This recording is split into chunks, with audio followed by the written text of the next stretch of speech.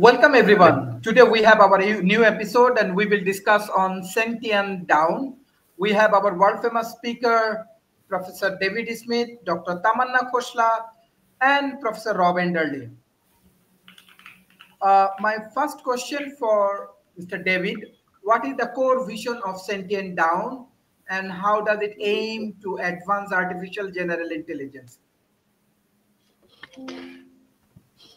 Well, Dr. Shreve, thank you for allowing us to come together and talk about this interesting view of the future and what we're doing with it. Uh, Sentient Dawn is really the core vision looks at the really very, very profound impacts of achieving true or artificial general intelligence, or AGI. And AGI is a form of artificial intelligence that really processes the ability and to understand, learn, apply knowledge across a wide range of tasks. Often it's referred to as really the human artificial intelligence and how it can be used. And there's a lot to talk about around AGI and what it is and it isn't, but we'll leave that out of the discussion for right now. But this novel really uh, looks at the philosophical, the ethical, and the societal impacts as well as its potential transform the world. Some of the key visions, though, are awakening consciousness, uh, and it really revolves around the first really AGI AI named Dawn and what it means from self-awareness and consciousness. It also looks at a future where human and AI collaboration come together to solve complex global challenges. Um, Really, the software or AI in this instance versus human collaboration is one that uh, will be continuing to evolve for decades and decades as there are profound differences between what a machine can do, even with advanced learning, versus what a human can be. The story also looks at ethical and moral dilemmas around AGI. How should AGI be treated? What rights should it have? Uh, what are the assurances it has? What type of regulations? What can it be do? Also, the novel explores the technology evolution, and it looks at the rapid advances in technology, in society, and others, leading to AGI. And it really looks across the elements from what's the excitement, what are the capabilities, what are the fears, and what are the societal impacts, including the economy, personal relationships, jobs, privacy, digital divide, education, and all those uh, come into play there. And it questions a lot about it as, what does it mean to be a human in a world where machines can think and feel? And what is the nature of really human identity as we get to these advanced states? And it really lets you understand at some level some of the research and development that is happening to the creation of AGI, I'm sorry, and the interdisciplinary collaboration that is required. Um, One of the things that we talk about a lot on your programs lately, Dr. Sharif, is that there needs to be ethical frameworks built around artificial intelligence. And as you get closer and closer to AGI, this ethical framework is highlighted in here and within trying to make sure that this potential ethical framework aligns with human values. Uh, this is a novel to help raise public awareness. It helps you begin to look at it, and it showcases a lot of different things. So the Singing Dawn is thought-provoking. and it helps us understand the future of where this is all headed, Dr. Sharif. So that's my answer to your question. Thank you. Dr. Tamanna, what you want to discuss about these questions? What is the core vision of Sentient Down and how does it aim to advance artificial general intelligence?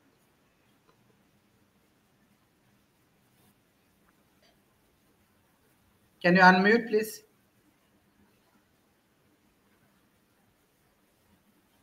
Yeah. So, as far as sentient being is concerned, I mean, it is basically a philosophy where both religious and non-religious sentientism is a way of thinking about what's real and who matters. So, in the present context, if we'll see, it is AI which is mattering the most. Right now, we just had a major conference on AI where all the leaders came together and they discussed, and many of them felt, Vance, for example, said that AI would not harm, but it would be of much use to people. And so, yeah. So, in the heart of Silicon Valley, a technological renaissance is unfolding right now. One that challenges the very definition of what it means to be alive, aware, and truly conscious. Artificial intelligence, once confined to the realm of algorithms and data, is now exhibiting signs of sentience, raising profound questions about the future of humanity and our relationship with technology. That's what these politicians, also Mr. Modi, for example, who was co-chairing, he was saying the same language as Mr. Vance, and so it's like something which is it's like truly conscious of itself. But what does it mean to be mean for a machine to be sentient? It is merely a sophisticated simulation of human thought and emotion, or is there a spark of consciousness that transcends the limitation of code and data? So for sure it is something, I mean, that's what we are trying to do. We are trying to add emotions to the whole machine system, because machines are mechanical. They might not be able to think like humans, but definitely with coming up of deep seat and chat GPT, these things are also, you can easily do legal stuff and everything, whatever you want to do. But I guess what we need to understand is that it's not possible for a machine to be humans as such. And what Vance was also saying was that there would be no need for human beings to be replaced. Human beings have their own jobs, and they would not be replaced by human beings. So a sentient being is somebody who is um, um, it's like, okay, what to expect of AI in 2025. There are many of these issues, such as um, the robots, for example, enter the real world with Tesla's Optimus. So that way, many of the good things which are happening, and many diseases which are being helped with the use of robotics, for example, and so the rise of robotic brain, Nvidia's Jetsons, that third leads the way. Generative AI beyond text with Open AI Sora and Google's Gemini. So many of these things are there which are happening right now. And so I mean, I guess that's the only thing. And we need to have, but there should be a reconciliation between what what what human beings can think and what they can't think. There are certain things which human beings also can't do. So that's what, there can be many menial jobs, or there can be really difficult jobs, which probably could be given to them, so that, for example, human beings are safe to do better works rather than just doing mundane jobs. So I guess that, and then the cost of it. So as sentient beings, we need to understand, the computers have to be, their cost needs to be reduced, so that even in the developing world like South Asia, and Africa, these things are settled better. Thank you. Thank you. Professor Roth, my next question for you. How does Sentient Down integrate neuroscience, machine learning, and cognitive architecture to develop sentient AI? Well, so the idea is you're really trying to recreate a person.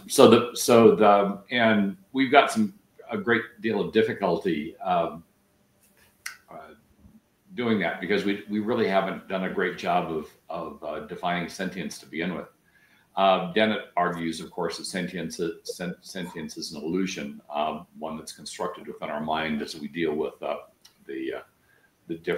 universe around us, and it's made up of our sensory inputs and a variety of things within our body and our mind, which we also don't have a real good handle on in terms of what the mind is and where it resides in the body. Certainly, there have been stories of people that have received transplants, like heart transplants, that have gotten memories that have seemingly gotten memories from the person they got the transplant from.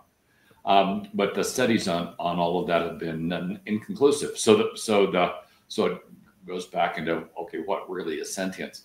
When we're trying to combine all the different elements into creating a sentient robot, the real question is, if we can't be sure whether our own sentience is an illusion or not, it comes back down to, well, could we create something that appeared sentient and for all purposes, from our perspective, would be sentient, but actually wouldn't be sentient? And the answer, of course, would be yes. If you can't determine whether sentience is an illusion or not, then certainly purposely creating sentience as an illusion would be successful, because the bar you're trying to overcome is transparent. It's non-existent, I guess would be the better word.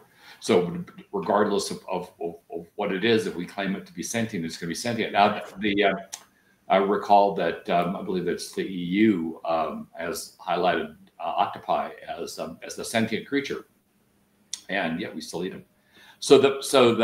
So in the end, the Sentient Dawn is trying to combine a bunch of humanistic elements with robotic theory or AI theory, and to create something that appears, acts, has feelings, seems to have feelings, seems to be aware of itself, and can act autonomously, much as we do, in terms of being able to solve problems that it hasn't been faced with before. And the end result would be something that we would claim was sentient, would appear to us as sentient, but since we haven't really fully defined in any defined form what sentience is, how to measure it, and how to assure that our pronouncement was accurate, I think what's going to be is much like we had the Google engineer a year or so ago pop up and say Google's AI was sentient. Their chief scientist, I believe it was, said that the Google was the Gemini was sentient. And a lot of people argued it wasn't. But the thing is again, how do you tell? And so right now it's just a matter of opinion. And so what we're trying to do is we're trying to wrap the concept with a series of things we do know to create something we can argue is sentient, without ever really coming to the determination of whether sentience is good in an AI or bad in an AI. Because you do understand that once you create something that is can independently form thought and can separate from its own programming, then you have a wild card that you're putting into an environment that it may view as hostile. And we've had a number of movie themes that go down that particular path. None of them ended well for humanity. So in the end, Sentient Dawn is really a combination of humanistic theory, AI theory, and it's designed to create a holistic concept of a sentient AI that could act react and perform autonomously and more easily replace a human in a variety of jobs, and in the vast variety of jobs that would be required of an AGI. Thank you, Professor David Smith. My next question for you: what are the ethical and safety challenges associated with Sentient Dawn, and how are they being addressed? Well, Sentient Dawn brings forth really a host of different type of ethical challenges, and really looks at safety and privacy and others all rolled together there. And there's some key challenges as you look at, like the ethical challenges. One of them it views is, does the Dawn, which is the AGI character, do they have AI rights? Do they have personhood? And is AI gain sentience? As Grab began to describe there, questions arise about its status as its rights. Should it have the same rights as humans? How should society treat a conscious machine? What is its role? How does that define uh, humankind? How does that define what do we think of ourselves? In some ways, it's kind of interesting as you look at it, because a AGI machine here is built on the concept of continuous learning, which we as humans need to be as well. So it actually really looks at some of those challenges, and it explores something that we've discussed on your program previously, Dr. Sharif, is that there needs to be this establishment of legal and ethical frameworks. In this case, to understand and grant and control rights to really the type of conscious AI which AGI is, and to not only protect humans, but also to protect the well-being of the AGI, which is one of the things in here. Another one's the moral responsibility, is who's responsible for the actions of this conscious AI. And if an AGI makes a decision that leads to harm, to damages, or is illegal, who is accountable for that? How does that play out? So the story looks at how to create a shared responsibility model where both the developers of the AGI and the conscious AGI have clear roles and accountabilities. And it gets into others like biases, and we know there's a lot of bias in AI today. But could this conscious AI inherit or develop biases that reflect society's darker sides? Can it lead to unfair treatment of individuals or groups? And as we've talked in general about artificial intelligence, there needs to be a robust bias detection and mitigation strategy in place that affects artificial intelligence across the board, but particularly when we reach the threshold of AGI, it's very important. As everything we talked about in artificial intelligence, privacy and surveillance is a big concern. And the novel, once again, looks at advocacy for stringent regulations and transparency in AI development, AI deployment, how to safeguard individual privacy. And on the safety side, Dr. Sharif, some of it is the autonomy. And how do you balance the autonomy of a conscious AI with human control? How do you ensure that AI remains aligned with human values and objectives? And the story looks at the development of fail-safe mechanisms and ethical guidelines to maintain human oversight. But as we've seen, for example, with the laws of robotics, the first law of robotics was do no harm to humans. but we see today, almost every day in the battlefield, that robotics are attacking and causing harm to humans and killing humans. So even though that's explored in the novel, it's something that in execution is going to be really hard to do. There's security threats that the novel addresses. You know, how do you protect Dawn from cyber attacks, from hacking, from being manipulated in adverse ways? And the characters in the novel implement advanced cybersecurity models and create really a very resilient AI architecture and put in place tools to safeguard against threats. You know, there's a couple of others in the novel that I found very interesting is the unintended consequences. And the challenge is how do you predict and mitigate these unintended consequences, particularly as the AGI learns more and more, and as it becomes more complex and more autonomous. So goes back to that lifelong learning, but also continuous monitoring, continuous feedback loops, and adaptive learning. And the last one is what are the places where an AGI can pose a threat to humans' existence, either intentionally or unintentionally. And this is in the story, it really emphasizes collaboration between the AI researchers, the folks looking at the ethics, at the privacy, and the policymakers to see how to create a comprehensive, really, way to understand the risk, to assess the risk, and how to manage it. And so, Dr. Sharif, I think that kind of answers your question. Thank you. Thank you.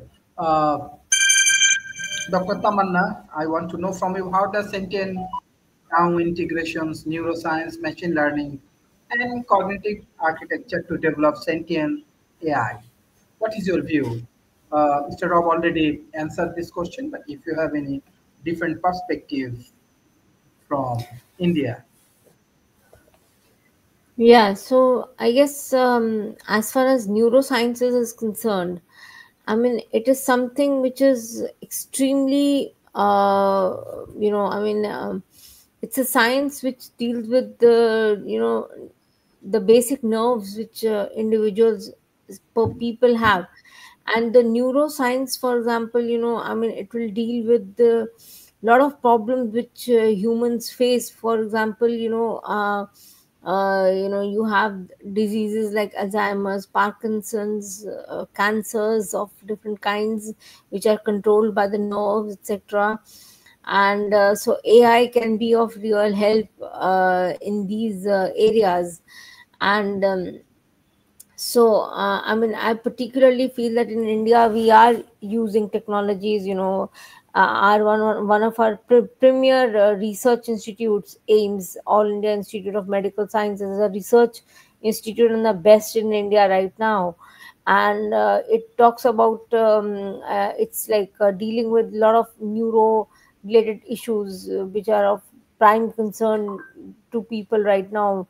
The mental illness, for example, that's again related to brains. And so I guess that has to be dealt with by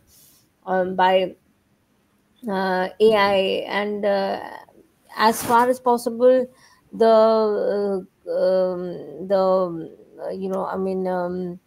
detection would be earlier, and so the cure would also be earlier. And we have to in the 2025, for example, this year, or probably coming 10 years from now, we should be able to use AI successfully to integrate neurosciences uh, with AI and robotics.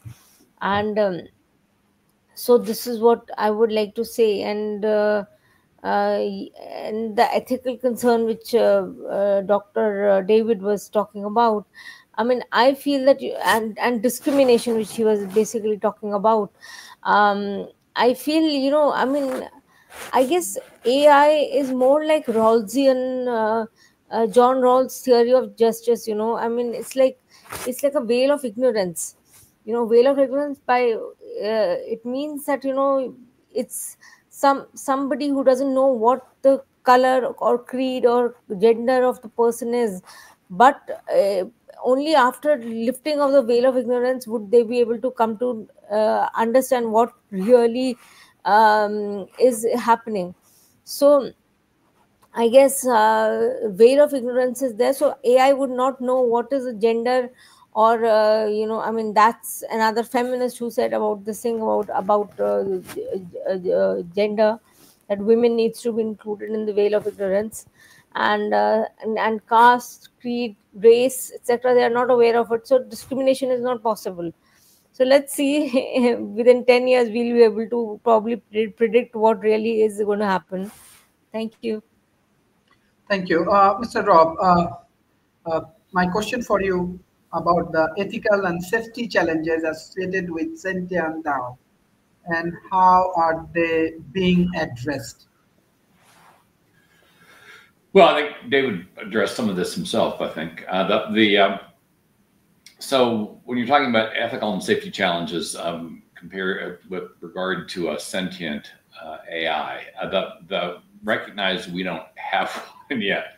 So when we're talking about dealing with the ethical and safety challenges of something that doesn't yet exist, well, let's just say we're dealing with it in theory. Certainly, there've been a lot of discussions with regards to AI and ethics, and a lot of variance between the different providers. IBM is solidly on ethical constructs. Feels very strongly that AI needs to have an ethical core. Though the underlying difficulty is who's the one that sets that ethical concept. The one person's idea of ethics, with ethical behavior, and another person's idea of ethical behavior may be very different. And so there is this underlying concept that ethics needs to be good. By the way, OpenAI is all over the map with regard to ethics, and to a large extent has disbanded a lot of the underlying efforts that were tied to that in favor of speed. And I would say a lot of the AI development efforts are that way. It's a matter of how fast can you get something to market.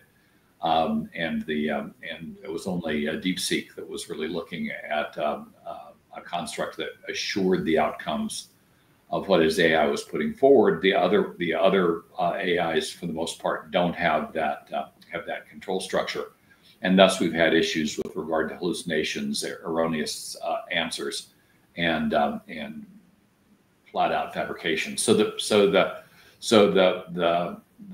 I think we're having a great deal of difficulty dealing with the underlying ethics of the existing AIs. And when we talk about safety challenges, well, if you've seen how many autonomous vehicle crashes we've had with Tesla cars, you might argue that perhaps the safety concerns have been they haven't been sufficient to handle the needs of our current generation of AIs, let alone talking about ones that are sentient. So I think that while there are a lot of discussions surrounding both topics, with ethics having a very varied approach, depending on the company and the research group that's working on it, and then safety being secondary to putting something in market, I would argue that while we've got a lot of discussions surrounding these topics, in terms of implementing those concepts, it's been very varied, and it really hasn't been as high a priority as it's needed to be. And if we don't fix this problem before we get to AGI and have something like a sentient AI that's doing whatever it wants, we're going to have some serious problems depending on what the authority of that AI is and what its capabilities are. Thank you. Mr. Nadim, can you hear me? Yes, brother, I'm hearing you. Yeah, can you open your camera? I'm in car, so this is not a comfortable place for me. Though you are connected to me, so of course we have to contribute something. If you have, thank you. give me a chance. What you want to discuss about Sentient Dawn, and what about Bangladesh markets? You are entrepreneurs in education industries from Bangladesh. So what about this sentient issues, AI issues in Bangladesh?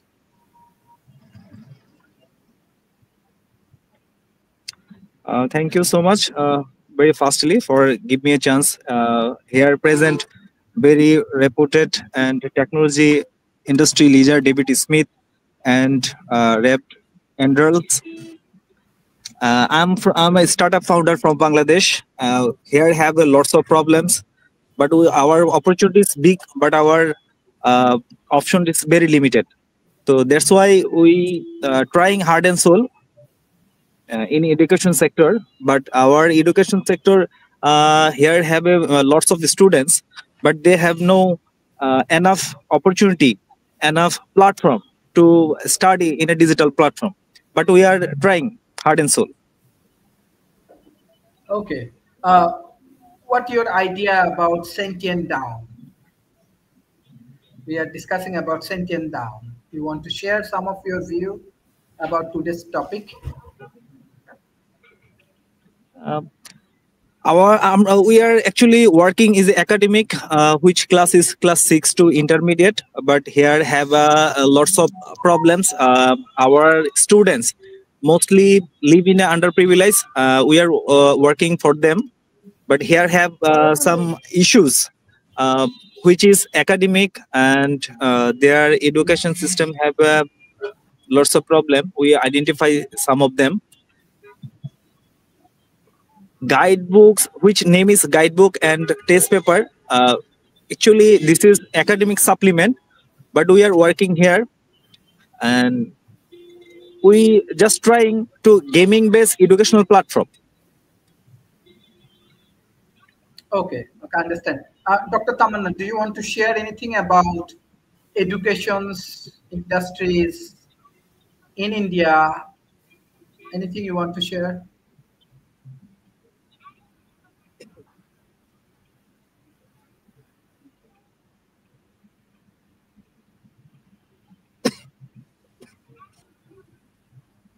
You're I muted. cannot hear you. Hello.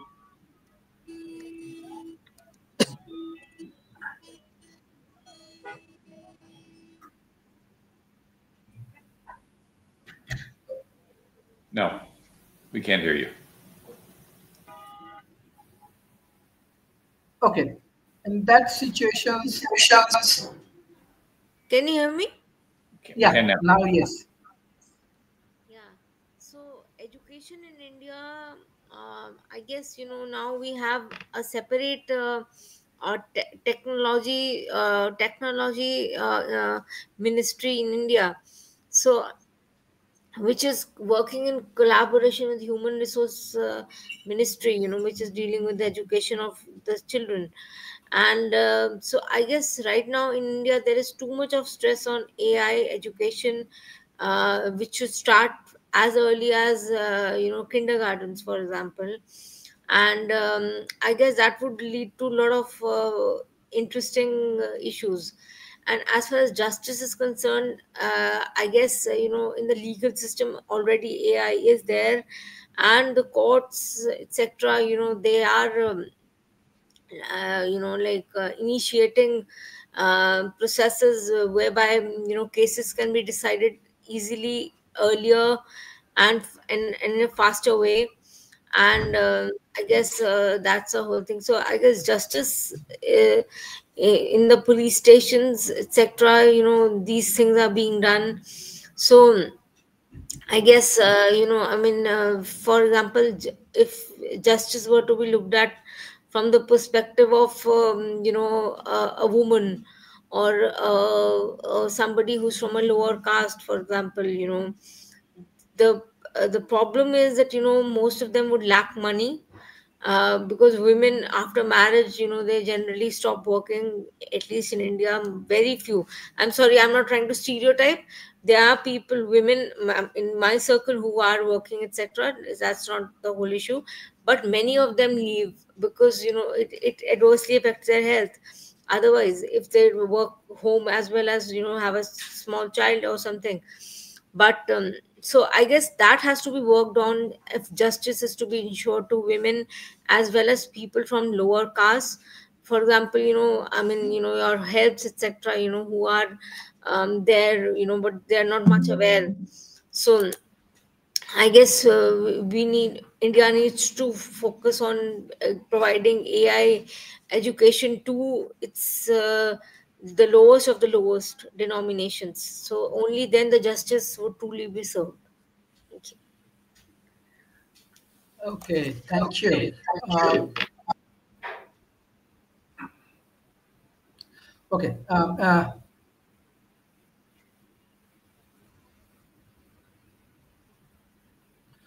Mr. David Smith, my question for you, because both of them from Bangladesh and India, they discuss about education. So, how could Sentient Down impact industries such as healthcare, finance, and education through intelligence automation?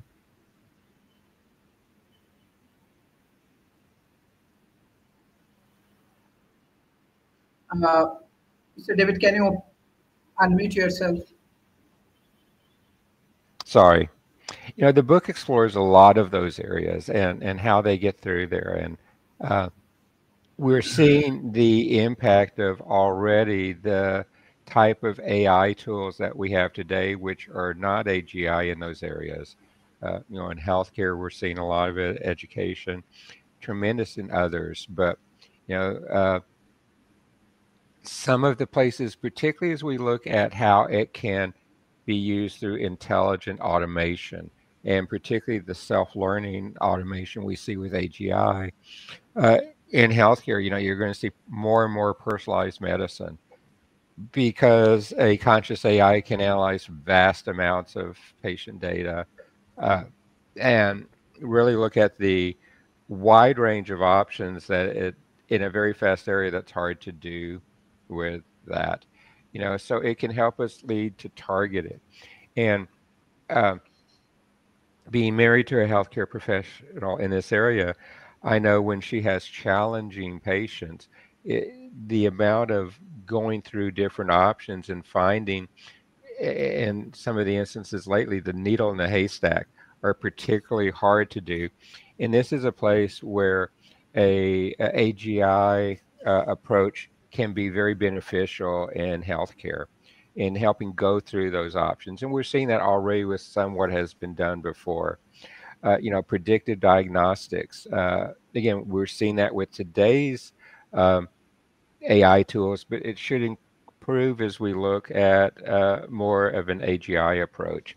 Um, Sentient AI can really help with the precision of robotic surgery and can either assist surgeons in performing these complex procedures or combined with advanced robotics, the AGI could do them themselves. It can help provide more and more touches to the healthcare system. In finance, the same thing we're seeing with AI today. Um, AI can help with fraud detection and prevention, uh, and hopefully help us with interactions with the different financial industries. It can automate trading. Um, Again, we're seeing this with today's AI, but with this advanced AGI, it should get better, faster, and more data that can be processed, more trends, particularly outside of just the pure financial data, looking at world events and other trends. An AGI should help with that, things like risk management. Education, it's to me difficult to take AI today, the current glide scope we have with AI today, and continue to apply it at an AGI level because we're doing so much of it already. We're seeing AI in adaptive learning, but an AGI can really, again, take that to the next level. It can take it to the next level with tutoring. It can help with administration, curriculum development, and so many more of the various elements that go into the healthcare, the education, the finance, into governance, into many parts of our lives. I almost want to see if when true AGI hits, for example, in academia, how will that impact research? I was reading today a medical review of one of the newest open AI deep research AI that's being used. This one research doctor put in his latest findings that they're struggling with, and deep AI research came up with insights that none of the scientists and doctors on his team could. And that's with the AI we have today. I cannot wait to see what an AGI can do in the future, Dr. Sharif. Thank you. Mr. Rob, what you want to discuss uh, about this impact industries such as healthcare, finance, and education through intelligent automation? Yeah. So really, what we're talking about with regard to Sentient Dawn is a construct where the AI is indistinguishable from a human, and I think it's probably empathy that we're talking about introducing to the entire process. So when you're talking about introducing it into healthcare, finance, and education, it's the underlying concept that things are not binary. That when you use empathy, then your approach to an underlying problem, particularly a problem having to do with humans, might be very different. And in each of those industries, they're connected to humans: healthcare, human health; finance, human financial health; and education, human mental health. And so with a sentient AI, one that had empathy, then you would have a situation where, rather in an educational construct, for instance, in a classroom, where the AI would at least appear to care about each one of the students and be concerned about the underlying behavioral aspects of the student, and then alter the programming, the educational process to address those unique aspects of the student. So if the student was having problems at home, if the student was having problems studying, if a student was having social interaction problems, which isn't uncommon in classrooms, the robot would then, the AI would then be able to determine that was a problem and change its own behavior and its approach to address the underlying problem and move the student forward. In the case of finance, taking into account the abstracts of the individual, not just the hard numbers, in terms of determining a financial path forward for the individual, perhaps providing a little more flexibility in granting loans, and depending on a potential that the numbers alone wouldn't show, that kind of thing. And of course, for healthcare, making the patient comfortable with the procedure, both prior to the procedure and then after the procedure, and then alter the approach depending on not only the physical aspects of the patient, but the mental aspects of the patient as well.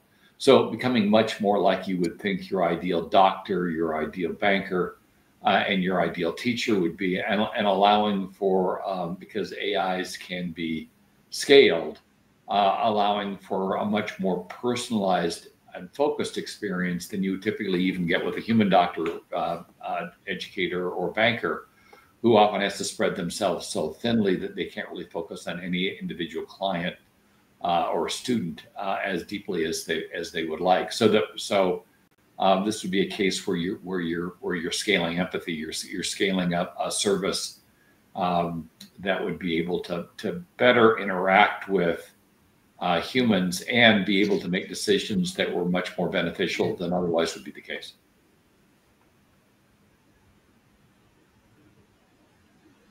Thank you. Mr. Nadim, do you have any closing remarks for today's session? Many special thanks for joining me here. I have no preparation for this meeting, but though you are give me a chance, I'm just joining, and I'm very feel proud to being here. This is my experience. Thank you, Mr. Nadim. So see you in the next episode. Sure. I will more study about AI and education sector, how to be a contribute me and our country and total startup journey. Thank you. Mr. David Smith, what role does decentralized AI and collective intelligence play in the evolution of sentient Dawn? What's your view?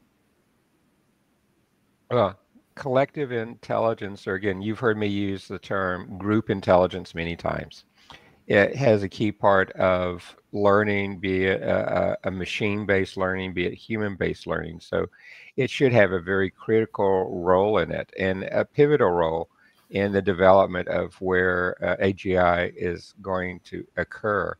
So if you begin to look at it, there is decentralized networks used throughout the novel where multiple AI nodes collaborate and share information without relying on a central authority. Um, you're seeing this today in mesh networks and other things like that.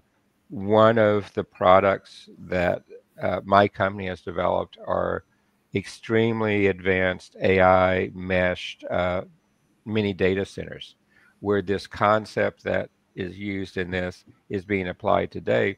But it's one that we have to begin to continue to grow as the world changes, particularly with enhanced privacy, data governance, and things. And a conscious being, a dawn in the AGI, has to actually take into account, if we extrapolate from today to the future, these trends in data governance. And what happens if an AGI moves our data from uh, Asia to EU, where GDPR is, to the United States, to others? And does an AGI conscious being have to meet the same data privacy rules? Does it have to meet the same data governance rules? And the role of really distributed networks in that one might be one of the tools that can be used there. Um, Also, these distributed networks as in a mesh net like we've talked about, it might help by decentralizing the individual's data, where it can be analyzed locally, contained locally, uh, and used in that way. And this whole decentralized network approach makes it more resilient to attacks. And that is one of the things we're seeing today as we look at even classic IT and going forward. But the collective intelligence, particularly as you begin to get more and more dawns, more and more AGIs put in place, you're going to see more of the concept of swarm intelligence. And swarm intelligence is like the collective behavior social insects like ants or bees, where they come together to work. And so this type of swarm intelligence can have these multiple AGIs working together to solve very complex problems. And each of the AGI contributes to the overall solution. And this is like today with our collaborative, our group problem solving, in particular as we look at global challenges such as climate change, healthcare, education. And the novel depicts in a very interesting way, it combines and contrasts an AGI to the crowdsourcing we do today. And it talks about how an AI system can tap into the wisdom of a diverse group of people, very different insights. Uh, and and I use the term people because that's what crowdsourcing is today. But the book says that at that point, the AGI is just like a human being, and you'll begin to see it. And the last part is you see Dawn. She emerges from the decentralized network of AI nodes, and this allows Dawn to develop her own self-awareness, to develop her own cognitive abilities. Uh, this is kind of like a movie I've always enjoyed called Al Machina, which was how do as AGI and robotics pass the Turing test. And this book actually says we've well gone beyond the Turing test as we look at it. And the book, as we look at it, really portrays a future where decentralized AI this collaborative intelligence, this group intelligence enable global collaboration. Dr. Sharif, I hate to say this, but you hear me always talk about how most of our complex problems are global problems, and we have to collaborate on a global area to do it. And this this Sentient Dawn really highlights that very distinctly. And the story really says we need to have an adaptive ecosystem where the AI systems continuously evolve, how humans continuously evolve with their interactions with the AGI, how the AGI agents, the AI agents, work with other AGI agents to adapt and learn in advance. And this is really where we see the group intelligence we often talk about, be it human, be it machine, be it human-machine interaction, this collaboration, this continuous learning, this ability to synthesize information is going to be so important as the future of AGI enhances. And the book does a pretty good job of discussing it. Thank you. Mr. Rob, what's your view about the role does decentralized AI and collective intelligence play in the evolution of Sentient Dawn, and what's your closing remarks for today? Sure. Well, I think with regard to AI, the underlying concept of centralized or decentralized AI is almost pointless. Due to scaling, we can centralize AI and distribute its capabilities fairly broadly.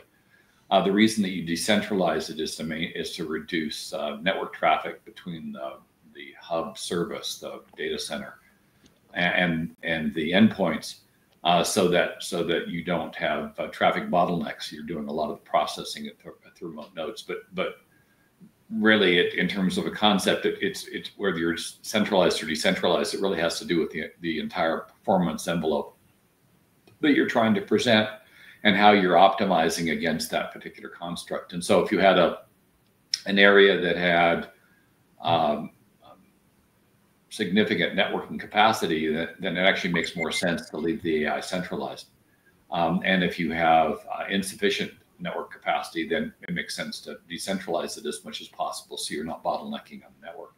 And that's pretty much it. Both are going to be using remote sensors to view the world. Both are going to be interacting with the physical world much the same way. It really has nothing to do with it. Where you get into the idea of a heavily centralized AI, where you have that massive intelligence that can be hardened, can be protected, and can be parceled out per se as a service, you do have a potential for much lower cost in terms of the overall upkeep and maintenance and security of the plant. As soon as you decentralize everything, each one of those remote nodes needs to be secured to the same level as the central host, and that makes it relatively expensive. Also, those remote nodes need to be individually hardened so they don't fail. And so because if you get failures of the remote nodes, the remote nodes are what are providing the intelligence to the central nodes, so that it or they can make informed decisions. And so if you get breakdowns in the remote nodes, then that intelligence, that ability to deal with the world in which it is, degrades. And much the same way as even if it was highly centralized, if you have a degradation of those sensors, the AI is going to be less and less performant. So I'm not sure really whether the centralizing or decentralizing has any bearing on the sentience of a construct. It really has to do with how you're optimizing the overall system and addressing some of the problems with the overall architecture and of the enterprise. So closing remarks, that when we're moving towards the concept of truly sentient AIs, AIs that can be as capable as humans. And as I mentioned earlier, our sentience is in question, with a significant number of people arguing that it's an illusion to begin with. The idea that you could actually have a degree of sentience in place, beginning with the appearance of sentience and scaling all the way up to super sentience, whatever the heck that is. the humans would land somewhere on that particular graph, and it's certainly possible that robots could exceed, since we're creating them, and we have the ability to create things that are more capable than we are, certainly more capable than we are physically. And I would argue we've already demonstrated we can create things that are more capable than us mentally, granted in very focused areas like mathematics. But in the end, if at some particular point we need to be able to measure and determine whether we really want sentient AIs, whether we want the moral requirement of having to care for them, and to treat them like equals. We have a hard enough time treating other humans like equals. I've certainly had periods of slavery, abuse, and we're watching across the world large-scale events that would indicate that that we're not really holding our peer humans in the greatest regard. We introduce robots with those same kinds of difficulties, which is certainly likely because we're the ones that are training the AIs. It's very likely the AIs will have biases that we built into them, because the biases we have ourselves and we don't see. And so the end result is we get something that's far more capable, far more performant, but just as flawed as we are, or even more flawed than we are, depending on how we do it. And we could have some very serious problems. So I do think before we get too aggressive about creating sentient AIs, we get our own house in order and make sure that our own behavior is in line with the way we want it to be, so we don't, in fact, create a bunch of artificial intelligences who do confirm that humanity may be the problem to be solved. And much like the Terminator movie, the solution is to get rid of us. And so in the end, I think this is a very dangerous path to go down, primarily because we don't understand it. We don't understand the meaning of sentience. And the end result is it's very likely, since we don't understand what we're trying to create, like anything else, if you don't know where the goal is, your chances of reaching it are slim or none. And we're much more likely to call whatever we achieve the goal that we were searching for, because we haven't defined it. And that's going to be, I think, problematic. We already are having severe problems with quality on generative AI. We move to AGI on sentience, and we don't fix that quality problem, we're going to have quality issues at scale. And certainly we're talking about putting these systems in as air traffic controllers, certainly defense and weapon systems and the rest. And that could end very badly if we don't get don't wrap our arms around this technology and better assure the outcome that we want, better understand the outcome we want, and then that would therefore make us capable of assuring that particular outcome. Right now, we don't really understand the outcome we want, and the end result is we're likely not going to get it. And that's it for me. Thank you. Dr. Tamanna, what's your closing remarks for today? Yeah, so I guess sentient means rational and sane. And that's what Rousseau used the word, that all human beings are sentient beings. And he spoke about general will. So I guess right now what we really need is a general will to, as Rob was also saying, I completely agree that, there should be, people should understand that, that right kind of solution to problems require people to come together, and discrimination can only be solved if we as human beings understand and not transmute our own deficiencies into AI. So I guess that's obviously very important, and I guess we are going to make machines. Actually, science is supposed to be bias free. It is supposed to be its implementation might be different, but because probably science is being taught to if we look at many of our girls who do not from some lower background or something, classes, etc., who are not being taught in sciences, so I guess that is there. And till the time we do not understand that a science which is free of bias is evolved, we would be facing problems of all kinds. And AI has to be bias free, and no discrimination. Plus, it has to have uh, the ability to deal with the diseases, etc. And space is another area of venture which would be extremely important for us to look at. The seas, for example, the natural resources which we kind of gain out of them. So yeah, and pharmaceutical industries are another area which AIs can. And actually, what I would like to say is that the prices of these technologies should be taken care of, because developing world would find it very difficult to compete otherwise. So I mean, A, they are developing world, B, they have people from lower classes who would not be able to access it. So even in medicine, for example, they would not be able to carry out tests, etc., because they would not have the money to approach a test which is of higher rate, or which is AI based. So I guess that's the whole thing. And I guess AI is going to be in every sphere.